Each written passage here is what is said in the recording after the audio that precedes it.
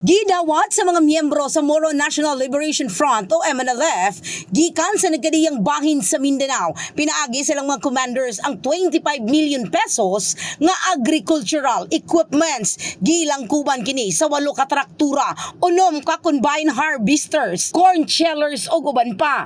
Ngayon pa kami nakaranas ng mga MNLF combatant nagakuha ng tulong ng gobyerno. Nagpasalamat usab ang pangluhan sa MNLF sa parayong transformation program sa mga miyembro, isip kabahin sa parayong pagkabot sa kalinaw.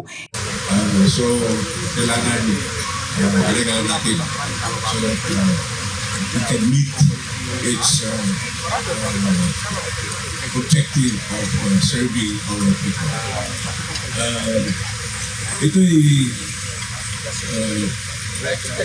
pinapasalamatan namin ng malaking bagay dahil it will help extensively the implementation of these process.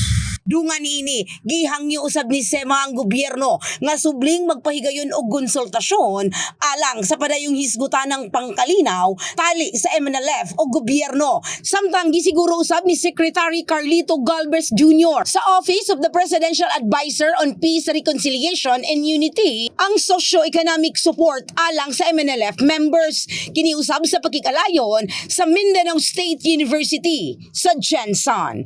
In the heart of changing lives.